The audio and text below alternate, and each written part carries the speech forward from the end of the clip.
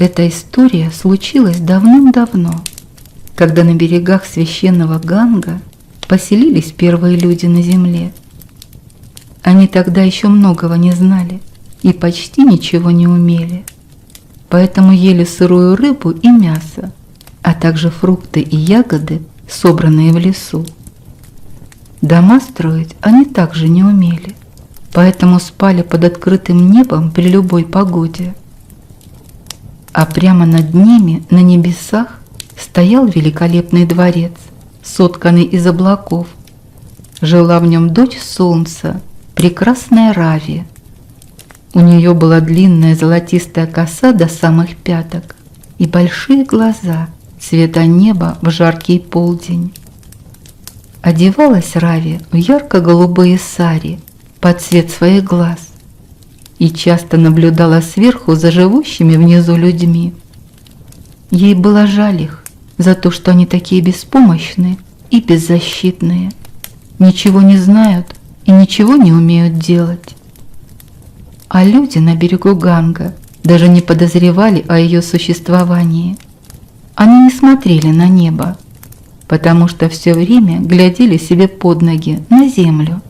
Вдруг там найдется что-нибудь съедобное, корешок какой-нибудь или упавший с дерева плод. В один прекрасный день дочери солнца надоело смотреть с небес на землю, и она решила спуститься к людям. Рави громко свистнула, и к ней прилетел могучий орел Караман. Рави удобно устроилась на орлиной спине между могучих крыльев, и они полетели вниз. Караман опустился на землю прямо на опушке леса, в таком месте, где люди не сразу могли бы заметить прибывшую девушку. Как только орел улетел, дочь солнца начала строить себе хижину из стволов бамбука. Она острым ножом нарезала гибких стеблей и за 3 дня и 3 ночи сплела стены, а потом покрыла крышу широкими листьями пальмы. Получилось красивое и удобное жилище. А тут как раз женщины пришли в лес собирать фрукты и ягоды. Увидели они хижину и очень удивились. Никогда в жизни не видели люди такого строения. Но когда оттуда вышла Рави, все удивились еще больше. «Кто ты?» – спросили они. «И почему ты сидишь в том, чему мы даже названия не знаем?» «Меня зовут Рави», – ответила дочь солнца, «а живу я в хижине, потому что так удобнее. Если пойдет дождь, его капли меня не намочат, а если мой отец солнце начнет сильно припекать, то его лучи меня не достанут. Вот зачем нужна хижина. Вы можете войти внутрь и посмотреть, как там хорошо и уютно». Женщины посетили дом Рави и убедились, что она права. Они поблагодарили ее и отправились на берег реки, где жили под открытым небом. В тот же день вместе с мужьями и детьми они принялись строить себе дома, подобные жилищу Рави. Через неделю на берегу Ганга выросла целая деревня. Как-то Рави прогуливалась по берегу реки и нашла 2 красноватых камешка. Она ударила их друг об друга, посыпались искры. Очень обрадовалась дочь солнца и забрала эти камешки с собой. При помощи них она развела костер возле хижины, испекла в зале бананы и айву. Те же самые женщины снова искали фрукты и зашли к Рави на вкусный запах, источаемый печеной айвой. «Здравствуй, прекрасная Рави!» – поздоровались женщины. «А чем это так вкусно пахнет? И что это такое красное и горячее возле твоей хижины?» «Здравствуйте, добрые женщины! Этот запах исходит от печеных фруктов, а испекла я их при помощи огня, как раз того красного и горячего, что возле моей хижины. Вот возьмите, попробуйте». Она раздала женщинам печеные бананы и айву. Им очень понравился необычный и приятный вкус. А при помощи этих камешков я разожгла огонь. Рави показала женщинам кусочки кремня. Их можно найти на берегу Ганга. Если стукнуть их друг об друга, появятся искры, из которых потом разгорается пламя. Женщины все запомнили, поблагодарили дочь солнца и пошли домой. По дороге они собрали кусочки кремня, развели костры возле своих хижин и испекли в зале фрукты на ужин. Их мужья и дети остались очень довольны. А однажды Рави стало грустно. Соскучилась она по своим небесным чертогам. Чтобы развеять скуку, девушка вышла на поляну возле своей хижины и начала громко петь и танцевать. У нее был тонкий красивый голос. Его услышали люди в деревне, звери в лесу, рыбы и крокодилы в реке. И некоторые из них решили подойти поближе, чтобы увидеть, кто же так красиво поет. Из глубины джунглей пришел могучий слон Гали. Из замшелого болота приполз мудрый змей Наг. Из вод священного Ганга приковылял свирепый крокодил Нианг. А из деревни прибежал прекрасный полный юноша Манодж. Все они спрятались в густых кустах возле поляны и с наслаждением слушали пение Рави. С восхищением любовались искусным танцем и красотой девушки. Конечно же, все они полюбили дочь солнца с первого взгляда. Слон Гали вернулся в джунгли и протрубил: «О, великий Ганеша, преврати меня в человека, чтобы я мог жениться на прекрасной Рави». В тот же миг огромное тело слона начало уменьшаться в размерах. Его грубая кожа стала мягкой и нежной. Длинный хрящеватый хобот сделался человеческим носом. Уши веера поменяли размер и форму. Вскоре Гали из огромного слона превратился в высокого могучего мужчину с большим толстым носом. В то же время Нианг окунулся в реку и прорычал: «О, священные воды Ганга, молю вас, сделайте меня человеком, чтобы я мог жениться на прекрасной Рави». И в тот же миг длинное крокодилье рыло укоротилось. Маленькие кривые лапы вытянулись и стали руками и ногами. Толстая скользкая чешуя исчезла. Из Ганга на берег вместо ужасного крокодила вышел небольшой, но крепкий мужчина с пышными черными усами и острыми белыми зубами. А змею Нагу даже просить никого не надо было. Он дополз до своего болота и нашел старый трухлявый пень, обернулся вокруг него 3 раза, прошипел заклинание и превратился в тонкого гибкого юношу. А Манодж отправился в деревню к своей матери и сказал: «Мама, я влюбился». «Это замечательно, сынок», — ответила мать. «А как зовут твою возлюбленную?» «Ты ее знаешь, это Рави, дочь солнца, та самая, что живет на лесной опушке», — мечтательно закатывая глаза, пояснил Манодж. «Надо же», — удивилась мать, — «неужели не мог найти девушку попроще, из нашей деревни? Да разве согласится прекрасная Рави выйти за тебя замуж?» «Думаю, да», — ответил самоуверенный Манодж. «Завтра же пойду к ней свататься». На следующий день прямо с утра Манодж отправился к дому Рави. Но то, что он там увидел, его вовсе не обрадовало. Возле плетеной хижины уже толпились женихи. Их было 3: огромный могучий Гали, мускулистый усатый Нианг и стройный гибкий Наг. «Что вы тут делаете?» – спросил их Манодж.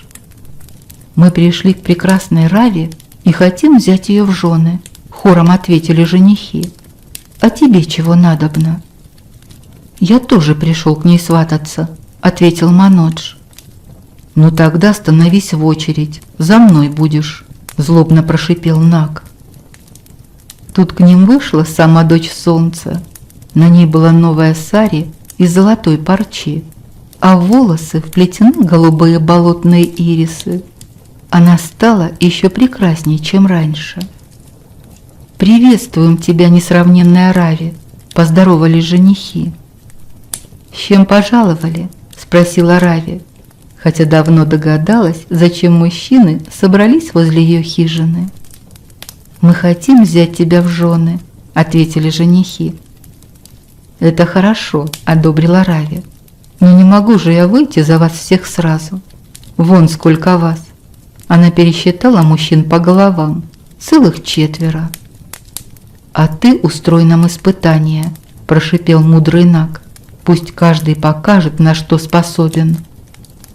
«Пожалуй, ты прав», – согласилась дочь солнца. «Давайте, показывайте, кто на что гораст. Только по очереди, а то я за вами не успею уследить. Кто первый?» «Я», – прогудел басом мощный Гали. «Хорошо, начинай». Рави вынесла из хижины удобное плетеное кресло и уютно в нем устроилась. Гали показал чудеса силы. Он выворачивал с корнем вековые деревья и ломал их об колено, словно тонкие прутья. Он жонглировал огромными каменными глыбами, а потом закинул их так далеко, что никто и не увидел, где они приземлились. Остальные женихи и Рави наблюдали за ним с восхищением. «Это великолепно! Ты обладаешь удивительной силой, Гали», – сказала Рави. «Но я должна посмотреть и остальных претендентов. Кто будет следующий?» «Теперь моя очередь продемонстрировать свои таланты», – сказал Нианг. Он быстро куда-то убежал и тут же вернулся, сжимая в зубах большую серебристую рыбину. Она была еще живая и трепетала, сверкая в солнечных лучах серебряными чешуйками. Нианг с гордостью бросил добычу к ногам дочери солнца. «Какая замечательная рыба! Наверное, она очень вкусная. Спасибо тебе, Нианг», – одобрила его Рави. «Сегодня же испеку ее к обеду на углях. Ты очень искусный рыбак и достоин уважения. Но мне нужно посмотреть, на что способны и оставшиеся женихи». «Я следующий», – прошипел Наг. Он расстелил на траве коврик и принялся выделывать удивительные штуки. Доставал пятками до затылка, выгибаясь словно лук. Принимал позу лотоса, делал стойки на руках и голове, а в конце умудрился завязать свое тело в узел. «О, несравненный Наг! Никогда я не видела ничего подобного. Твое тело, словно гибкий молодой бамбук, гнется во все стороны и не ломается.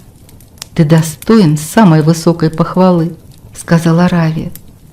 Но остался и еще один претендент. Интересно, чем он нас удивит? Тут Манодж вышел на середину поляны и запел тонким гнусавым голосом. Он страшно фальшивил и неуклюже приплясывал, тряся жирными складками на боках и животе. Остальные женихи стали над ним смеяться, а Наг даже сплюнул в сторону ядовитой слюной. Так он выражал свое презрение. Но дочь солнца оставалась серьезной до конца этого смешного представления. И когда Манодж закончил петь, сказала: «Мне понравилось и твое искусство, дорогой Манодж. Ты неплохо танцуешь и поешь. А еще ты очень привлекательный мужчина», – сказала Рави. «Вы все достойны того, чтобы я взяла вас в мужья. Мне будет очень сложно сделать свой выбор, и поэтому я назначаю новое испытание. Моим супругом станет тот, кто сделает мне самый лучший подарок. Завтра в это же время буду ждать вас здесь». С этими словами Рави поклонилась и ушла в свою хижину. Гали не стал долго думать, что подарить любимой. Он решил построить ей прекрасный дворец. Тут же неподалеку он расчистил место и приступил к работе. Надо было успеть к утру закончить дворец. Нианг тоже быстро сообразил, какой подарок достоин дочери солнца. Он нырнул в прохладные воды Ганга и поплыл к океану. Там он опустился на самое дно и принялся искать драгоценные жемчужины в особых двустворчатых раковинах. К вечеру он их набрал достаточно, чтобы сделать ожерелье для любимой. Наг никак не мог ничего придумать. Он вернулся к своему болоту и снова превратился в змея. И тогда сразу же понял, что подарить прекрасной невесте. Выполз из своей шкуры, как это обычно делал каждую весну. И у него остался выползок, длинный мешок из змеиной кожи. Он сверкал и переливался на солнце разными цветами, словно радуга. Наг снова превратился в юношу и принялся шить из этой кожи туфельки для дочери солнца. А Манодж вернулся в дом своей мамы. «Ну как, сынок, Рави согласилась стать твоей женой?» – спросила мать. «Ну почти. Ей понравилось, как я танцую и пою», – хвастливо ответил полный юноша. «Неужели?» – удивилась мать. Она прекрасно знала, что ее сыну слон на ухо наступил. «Еще как», – заверил ее Манодж. Уж он-то не сомневался в собственной неотразимости. Осталась сущая чепуха. Рави хочет, чтобы я сделал ей подарок. Если девушке понравится, она выйдет за меня. Ты поможешь мне выбрать дар, достойный дочери солнца? Завтра утром я должен его преподнести. Да, сложную ты мне задачу задал, сынок. Да и времени у нас совсем мало, огорчилась женщина. Ну да ладно, до утра есть время подумать. Наступило утро, но мать Маноджа так ничего и не смогла придумать. Она не спала всю ночь, все думала и думала. «Ну что, подарок готов?» – радостно спросил ее Манодж, когда проснулся. Полный юноша крепко и сладко проспал до самого утра, будучи уверенным в том, что мама придумает, что подарить его невесте. «Нет, сынок, еще нет», – грустно ответила мать. «Ты умывайся и беги к невесте, а я приду следом, уже с подарком». «Хорошо, мама, я побежал». Манодж, тряся жирами, проворно выбежал из хижины. Когда он, тяжело пыхтя и отдуваясь, добрался до назначенного места, остальные женихи уже были в сборе. Все с нетерпением ожидали выхода Рави, и вот она появилась. Теперь девушка оделась в свадебное сари макового цвета. Ее пальцы, уши и шея были украшены золотыми кольцами, серьгами и ожерельями, в которые вставлены кроваво-красные рубины. Дочь солнца была неотразима. «Здравствуйте, дорогие женихи!» – весело сказала она. «Вы принесли мне подарки?» «Да, прекрасная Рави», – хором ответили все, кроме Маноджа. «Сейчас подойдет моя мама, она принесет тебе мой подарок», – пояснил полный юноша. «Хорошо, как и в прошлый раз, начнем с Гали», – предложила дочь солнца. «Как скажешь, прекрасная Рави», – пробасил могучий Гали. Он подошел к окраине поляны и принялся вырывать с корнем растущие там деревья. Когда он закончил, открылся вид на прекрасный дворец, стоящий на соседней поляне. «Вот мой подарок тебе, любимая», – торжественно произнес он. «Я построил его для тебя за одну ночь». «Это замечательный, несравненный подарок», – обрадовалась Рави. «Он мне очень нравится, но я должна посмотреть, что принесли остальные». Нианг быстро подошел к дочери солнца и протянул ей сверкающее жемчужное ожерелье. «Я сам достал каждую из этих жемчужин со дна океана и нанизал их на шелковую нить для тебя, любимая», – сказал он. «Это великолепный, прекрасный подарок», – восхитилась девушка. «Мне он тоже очень нравится. но нужно посмотреть, что принесли другие женихи. Наг достал из-под одежды красивые изящные туфельки из змеиной кожи и надел их на ножки Рави. Они пришлись точно в пору. Гибкий юноша ничего не сказал, а лишь посмотрел в глаза любимой своими завораживающими черными очами. «Это чудесные, удобные туфельки. И как ты угадал мой размер?» – удивилась дочь солнца.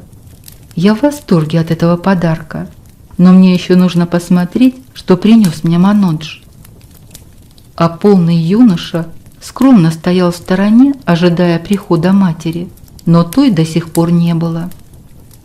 Тогда Манодж решил получше рассмотреть дары, которые сделали его соперники.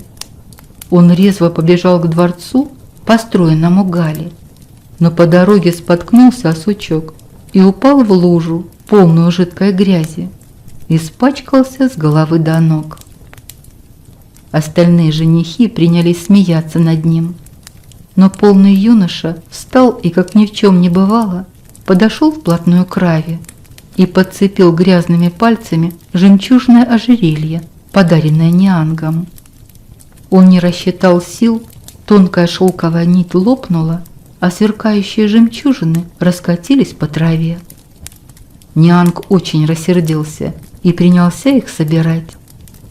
А нахальный Манодж наклонился пониже к ногам девушки, чтобы пощупать ее новые змеиные туфельки. Он их измазал грязными руками, да так, что Наг потом долго начищал обувь Рави свежими листьями смоковницы. А дочь солнца, как ни странно, вовсе не рассердили его неуклюжие и неприличные выходки. Она все это время весело смеялась. А тут как раз появилась и мать Маноджа. Она несла в руках огромный благоухающий букет красных роз. «Здравствуй, прекрасная Рави!»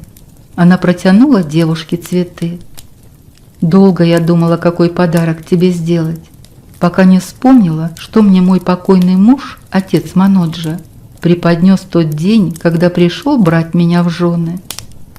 Эти цветы символизируют любовь, такие же красивые и так же быстро увядают». «Какие чудесные благоухающие розы!» – обрадовалась дочь солнца. «Это, несомненно, самый лучший подарок из всех, который я сегодня получила. Я выбираю в мужья вашего сына, Маноджа». Остальные женихи недоуменно посмотрели на Рави и ее будущего мужа, полного деревенского юношу. «Объясни нам свое решение. Не надо лукавить. Мы прекрасно понимаем, что наши подарки были лучше», – в один голос сказали обиженные женихи. «Хорошо», – согласилась дочь солнца. «Гали – самый могучий и сильный. Нианг – прекрасный пловец и рыболов. Наг – удивительно гибкий и ловкий, да к тому же очень мудрый. Но ведь любят не за это. Я влюбилась в Маноджа с первого взгляда, когда он фальшиво пел и неуклюже плясал на этой поляне. Я устроила состязание, чтобы найти в нем хоть какие-то хорошие качества, но, увы, их у него нет.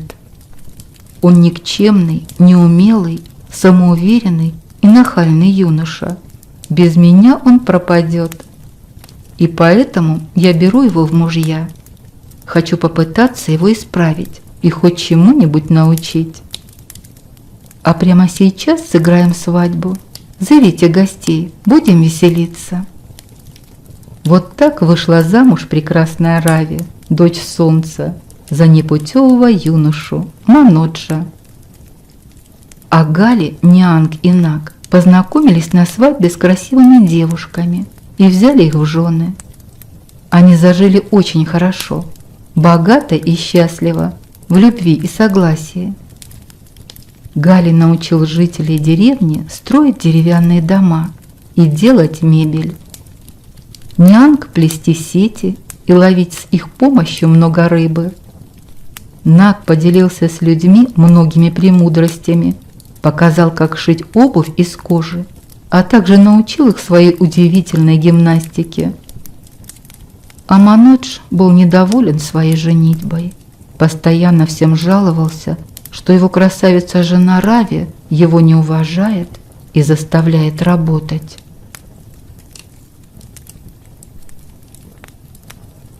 Сын Раджи и принцесса Тара. У Раджи был один единственный сын, который очень любил охоту. Однажды ранее его мать сказала ему: «Ты можешь охотиться где угодно, по 3 стороны от дворца, но ты никогда не должен идти на 4-ю сторону». Она сказала это, потому что знала, что если бы он пошел на 4-ю сторону, то услышал бы о прекрасной принцессе Таре, и тогда оставил бы отца и мать в поисках принцессы. Молодой принц слушал свою мать и повиновался ей некоторое время. Но в один прекрасный день, когда он охотился там, где ему было позволено, он вспомнил, что говорила мать о 4-й стороне, и принц решил пойти и посмотреть, почему она запретила ему там охотиться. Он шел и обнаружил, что оказался в джунглях, но там никого не было, кроме большого количества попугаев, которые умели разговаривать. Прислушавшись к их беседе, принц понял, что они обсуждают некую принцессу Тару, прекрасней которой нет на свете. Юноша обратился к попугаям с просьбой рассказать, где живет эта красавица. Но попугаи вспорхнули и улетели, прокричав напоследок: «Ты никогда не сможешь попасть в страну принцессы Тары». Принц очень расстроился, бросил ружье и пошел домой. Когда молодой Раджа вернулся, он не мог ни говорить, ни есть, а только лежал в кровати и казался очень больным. Так продолжалось целых 5 дней. Наконец он сказал своим отцу и матери, что ему нужно обязательно увидеть принцессу Тару. «Скажите мне, где ее страна?» «Мы не знаем, где она находится», — ответили расстроенные родители. «Тогда я найду ее сам», — решил принц. «Нет, ты не должен оставлять нас. Ты наш единственный сын и наследник. Останься с нами. Ты никогда не найдешь принцессу Тару», — стал убеждать его Раджа. «Но я должен хотя бы попытаться ее найти», — настаивал на своем принц. Родители вынуждены были отпустить сына, хотя они очень горевали, прощаясь с ним. Отец дал принцу деньги, оружие и лучшего коня, а мать на прощание поцеловала его и завернула в платок немного сладостей, которые он любил. Принц пришпорил коня и отправился в путь. Дорога привела его в джунгли, в которых было озеро под тенистыми деревьями. Юноша искупался сам и помыл своего коня, а затем сел под деревом. «Теперь, — решил он, — я съем несколько конфет, которые дала мне мама, напьюсь воды, а затем буду продолжать свой путь». Он развернул платок и достал один леденец, но обнаружил на нем муравьев. На другой конфете тоже были муравьи. Тогда принц положил все конфеты на землю, предоставив возможность муравьиному народу наслаждаться его сладостями. Принц Муравьев оценил его поступок. Он подполз к юноше и сказал: «Ты был добр к нам. Если ты попадешь в беду, подумай обо мне, и мы придем тебе на помощь». Сын Раджи поблагодарил его, сел на коня и продолжил свой путь. Он ехал дальше и дальше, пока не добрался до следующих джунглей. Там он увидел тигра, у которого была заноза в лапе. Тот громко ревел от боли. «Почему ты так ревешь?» – спросил молодой Раджа. «Что с тобой?» «У меня заноза в ноге. Уже 12 лет», – ответил тигр. «И мне очень больно, поэтому я и реву». «Я могу тебе помочь», – сказал принц. Но ты не съешь меня, когда я это сделаю». «Конечно же нет», — сказал тигр. Тогда принц вытащил из кармана нож и вырезал шип из ноги тигра. Тут из джунглей вышла тигрица, жена тигра. Муж рассказал ей о храбром молодом Радже, своем спасителе, и тигринная чета низко поклонилась ему. «Если ты попадешь в беду, подумай о нас, и мы придем тебе на помощь».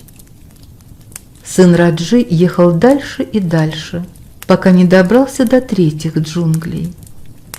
Там принц увидел 4 факиров. Их учитель умер и оставил 4 вещи. Кровать, которая доставляет того, кто на ней сидит, туда, куда он хотел бы попасть. Сумку, которая давала своему владельцу все, что тот хотел, от ювелирных изделий до продуктов питания или одежды. Каменную чашу, которая давала своему владельцу столько воды, сколько он захочет. И палку с веревкой. Если их владельцу кто-то угрожает, то стоит только произнести: «Палка, бей этих людей!» И палка бьет, а веревка связывает их. 4 факира ссорились из-за этих вещей, никак не могли их разделить. Они были готовы убить друг друга, так как хотели одни и те же вещи. А еще больше им хотелось получить все вещи сразу. Сын Раджи сказал им: «Не ссорьтесь, я могу помочь вам. Я буду стрелять 4 стрелами в разных направлениях. Тот, кто доберется до моей первой стрелы, получит кровать. Кто найдет вторую стрелу, возьмет сумку. Тот, кто найдет 3-ю стрелу, получит чашу. 4-я стрела принесет палку и веревки». На том они и договорились, и принц выстрелил свою первую стрелу.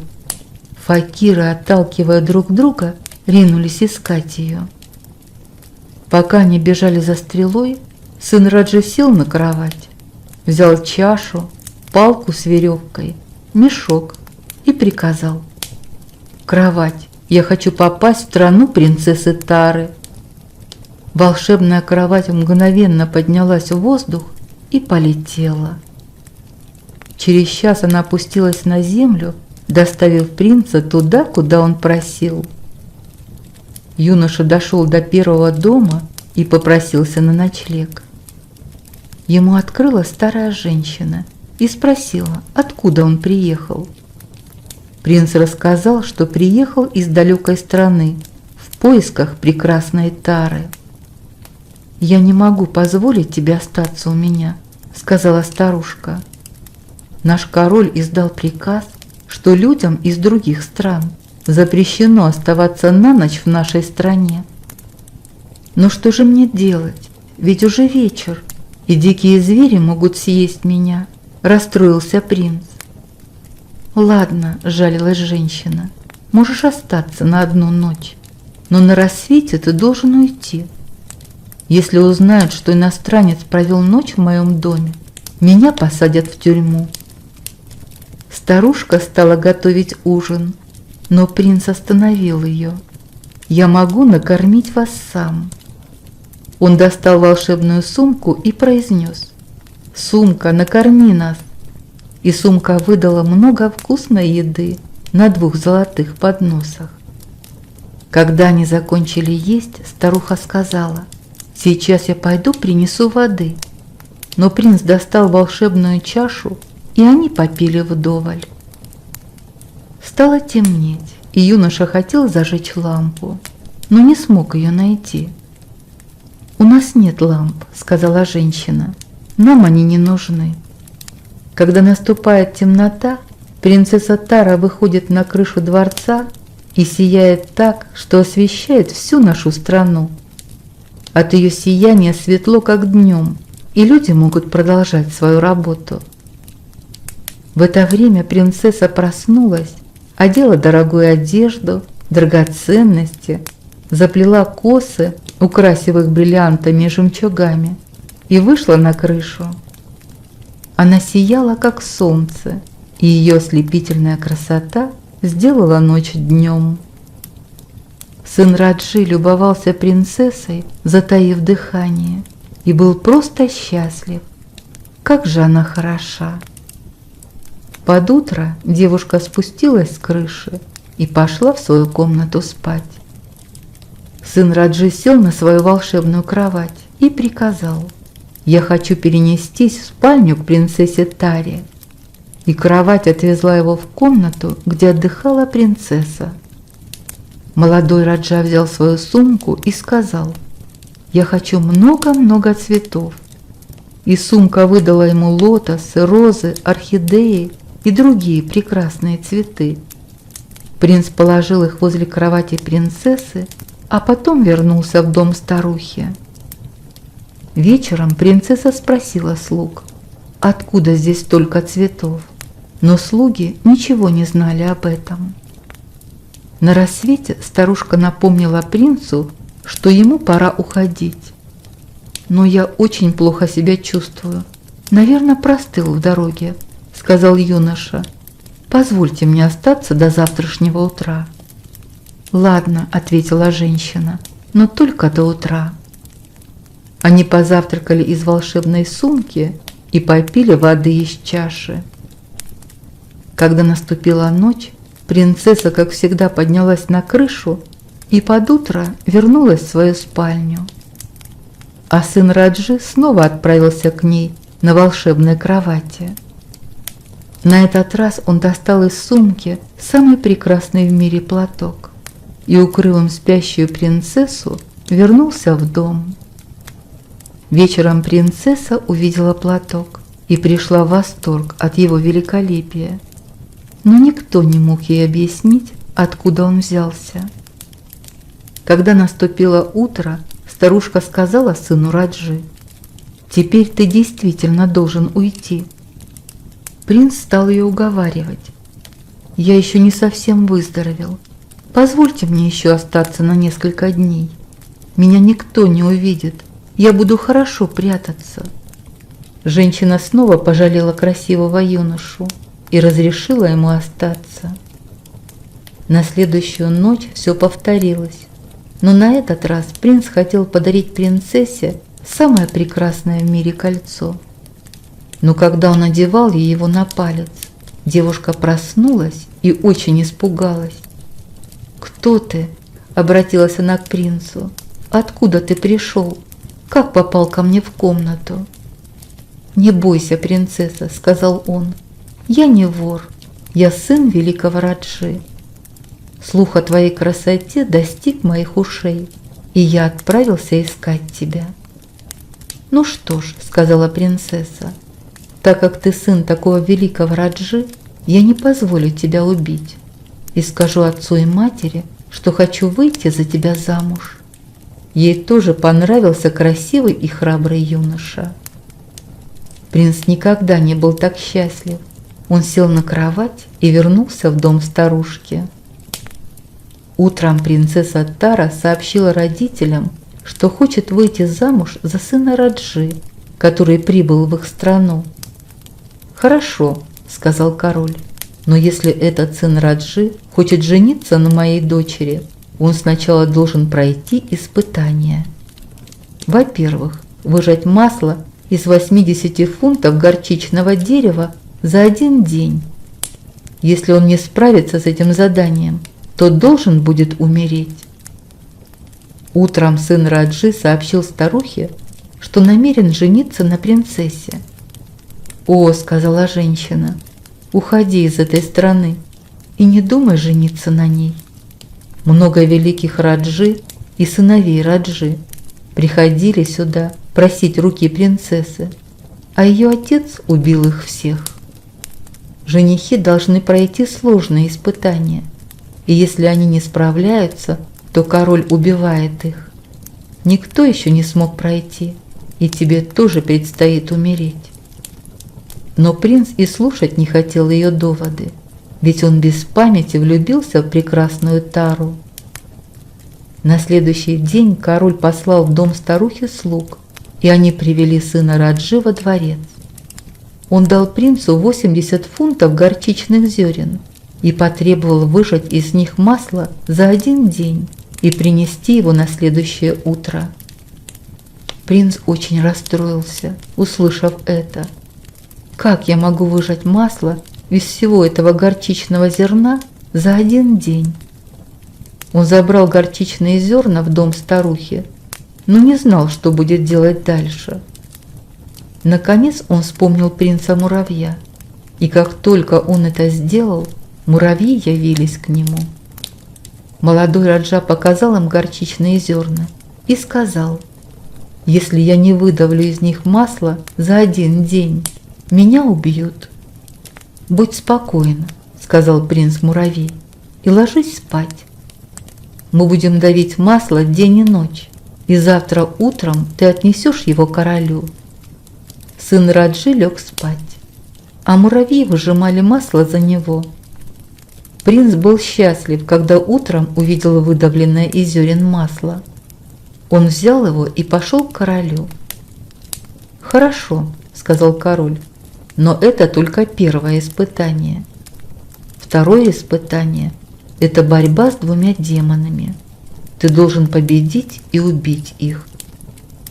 В королевской темнице сидели 2 демона, с которыми не смогли справиться претенденты на руку принцессы. Когда сын раджи услышал о демонах, он загрустил. «Как я могу побороть этих демонов?» Потом он вспомнил о тигре, которому вытащил занозу. И тотчас тигр и его жена явились перед ним и спросили: «Какая помощь тебе нужна?» Сын раджи поведал им, что король приказал ему бороться с 2 демонами и убить их. «Не пугайся», — успокоил его тигр, — «я и моя жена будем бороться с ними за тебя». Тогда сын раджи достал из сумки 2 великолепные накидки. Они были расшиты золотом и серебром, жемчугом и бриллиантами. Принц накинул их на тигров, чтобы сделать их красивыми, и взял их с собой к королю.